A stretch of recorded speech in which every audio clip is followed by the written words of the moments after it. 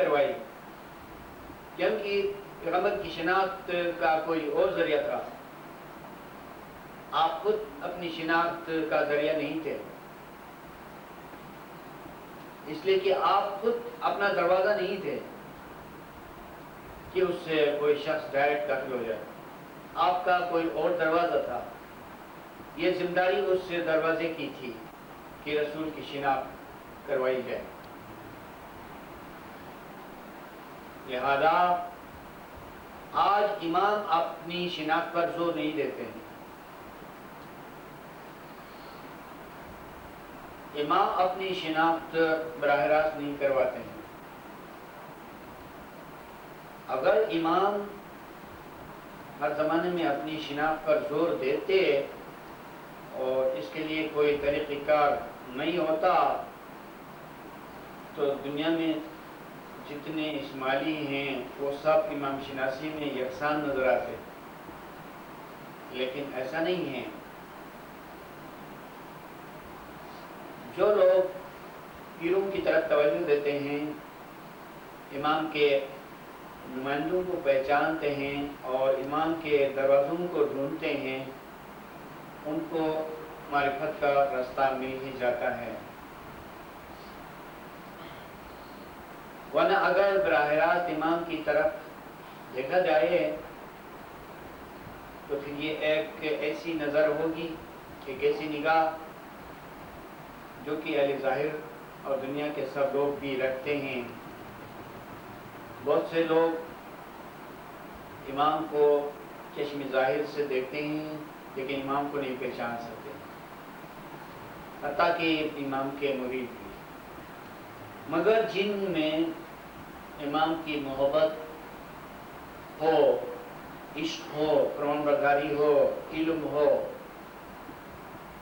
اور معرفت کے ذرائع ہوں تو وہ بے شک امام کو کسی ایک درجے تک پہچانتے ہیں۔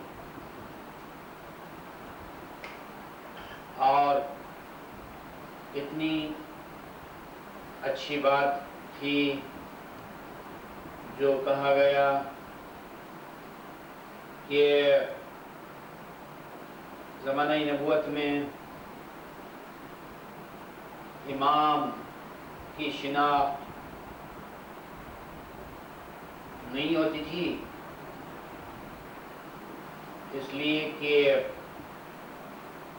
نور نبوت کا آفتاب طلوع ہو چکا تھا تو سبھی پیغمبر کی طرف دیکھتے تھے۔ لیکن ایسے کیسے ہو سکتا ہے کہ پھر امام کی شناخت کے لیے اس زمانے میں کوئی وسیلہ نہ ہو؟ حدود تھے، حدود دین۔ آپ جب اوریجنل اسماعیلی لٹریچر کو پڑھیں گے تو پتہ چلے گا اور ان حدود دین کے نامون تک آپ جاننے لگیں گے کہ اس زمانے میں کون سے حضرات تھے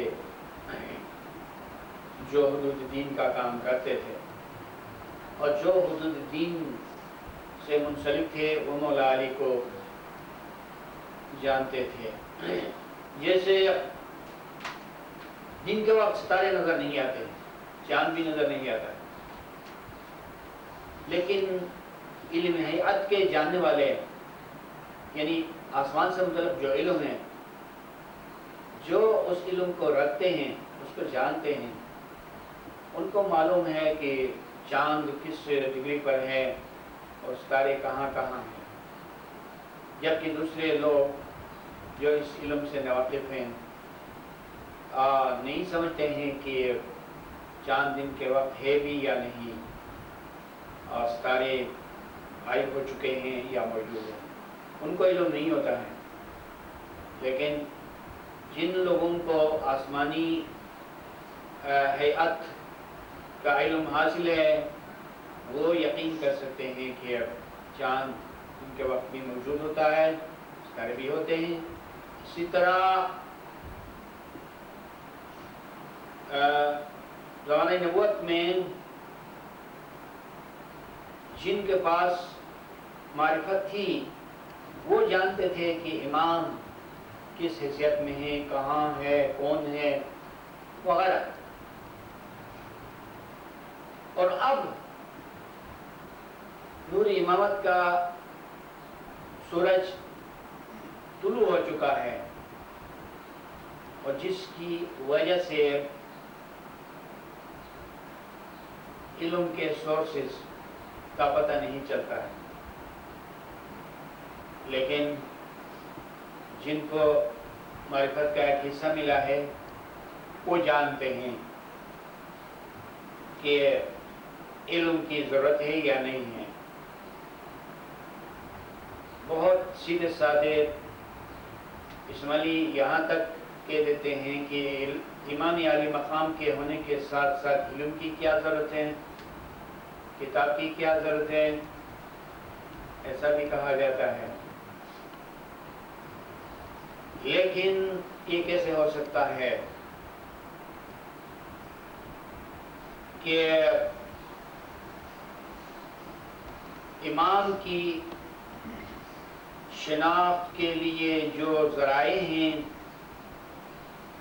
کتابیں اور دیگر ذرائع،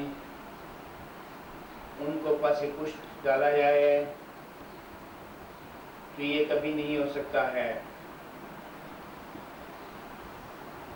اور یہ علم یقین سے انکار کے مترادف ہوگا. کلا لو تعلمون علم الیقین لترون الجحیم. یہاں پر اگرچہ ایک ہی چیز کا ذکر ہے کہ اگلی کسی بات کی تردید ہوتی ہے. کلا کا مطلب ہے ایسا نہیں جیسا تم سوچتے ہو، جیسا تمہارا نظریہ ہے، جیسی تمہاری سوچ ہے، جیسا تمہارا خیال ہے، اس کی نفی کرتا ہے خدا. کلا، ایسا نہیں. لو تعلمون علم الیقین لترون الجحیم. اگر تم علم الیقین کو جانتے تو دوزخ کو دیکھتے. دیکھیں کہ دوزخ گویا ایک ایسی چیز ہے جس کو دیکھنے کے لیے علم و یقین کی ضرورت ہے. یہ حکمت کی بات ہے.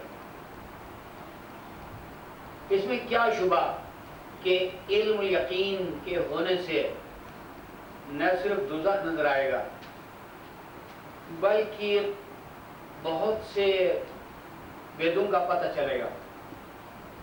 اگرچہ خدا نے صرف ایک دوزخ کا ذکر فرمایا کہ اگر تمہارے پاس علم الیقین ہوتا تو تم دوزخ کو دیکھ لیتے. ثم لترونها عین الیقین. اس علم الیقین سے دوزخ کو دیکھنے کے بعد پھر عین الیقین سے بھی تم اس کو دیکھتے. دیکھیں کہ یہاں پر بزبان حکمت یہ کہا گیا ہے کہ پہلے تو چیزوں کو دیکھنے کے لیے علم الیقین کی ضرورت ہے، اس کے بعد عین الیقین کی ضرورت ہے. تو عین الیقین جو ہے بعد میں آتا ہے اور علم الیقین پہلے آتا ہے. اور عین الیقین کو حاصل کرنا ہو تو علم الیقین کی ضرورت ہے. جب تک علم الیقین نہ ہو تو عین الیقین کا مرحلہ نہیں آئے. اور دوسری بات یہ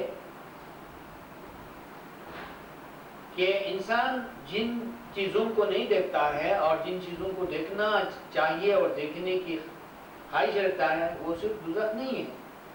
بہت سی حقیقتیں ہیں، بہت سے معارف ہیں.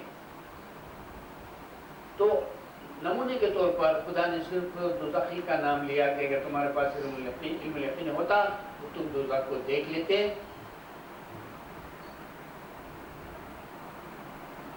علم یقین گویا کی معرفت کا پہلا مرحلہ ہے.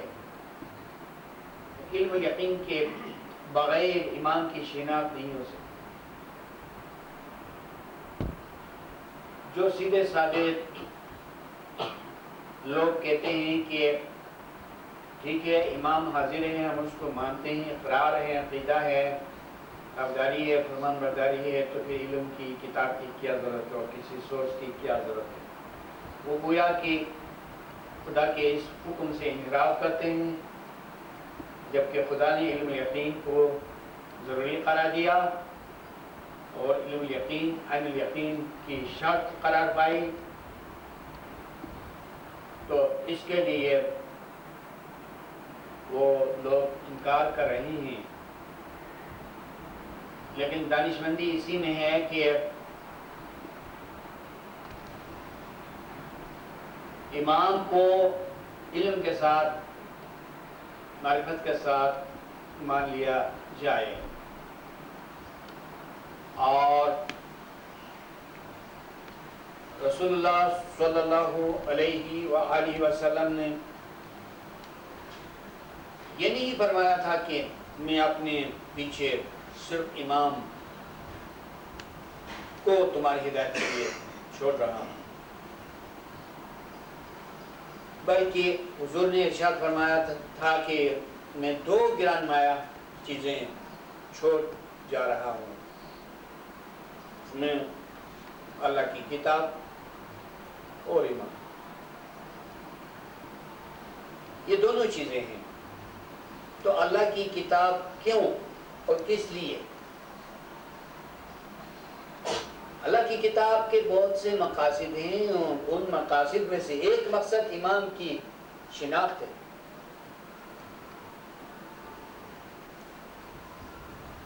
اور جس طرح رسول اللہ کا معجزہ ایک ایسی آسمانی کتاب کو حاصل کرنا تھا جو حاصل کیا، تو امام کا بھی اس کے ساتھ ساتھ کوئی معجزہ ہونا چاہیے، اور امام کا معجزہ ہے کہ اس کتاب کی وہ تعویل کرتے ہیں۔ اگر ہم آج قرآن سے انکار کریں تو اس کا مطلب یہ ہوگا کہ ہم اس میدان سے انکار کر رہے ہیں جس میں کہ امام کے معجزات پائے جاتے ہیں۔ امام کے تعویلی معجزات کے لیے قرآن ایک کائنات ہے، ایک دنیا ہے، ایک عالم ہے، ایک میدان ہے، اور جو لوگ قرآن سے انکار کرتے ہیں وہ گویا امام کے معجزات کو اپنی جگہ پر دیکھنا نہیں چاہتے۔ تو تنزیل معجزہ ہے پیغمبر کا، اور تعویل معجزہ ہے امام کا۔ یہ ایک ایسا اصول ہے، یہ ایک ایسی بات ہے، یہ ایک ایسا نقطہ ہے جسے ہمیشہ ہمیشہ کے لیے یاد رکھنا چاہیے۔ اور جو لوگ امام کے ان معجزات کو چھوڑ کر کچھ اور حصی معجزات کی طرف جاتے ہیں، یہ ان کی دانشمندی نہیں ہے۔ امام کے معجزات باطن میں ہیں، روحانیت میں ہیں، اور وہ تعویلی معجزات ہیں۔ اور آپ قرآن کو شروع سے لے کر آخر تک دیکھیں، اور یہ مسئلہ لے کے قرآن کا مطالعہ کریں کہ رسول اکرم نے کون کون سے معجزات کیے۔ اس کے لیے آپ کو کوئی ایسا تذکرہ نہیں ملے گا کہ پیغمبر صلی اللہ علیہ وسلم نے یہ معجزہ کیا، وہ معجزہ کیا وغیرہ۔ چند کی آج روایات میں یوں بیان کیا جاتا ہے کہ رسول اللہ نے، پیغمبر اکرم صلی اللہ علیہ وسلم نے بہت سے ظاہری معجزات کیے، لیکن آپ اس کی تصدیق قرآن سے نہیں کر سکتے۔ وجہ اس کی یہ ہے کہ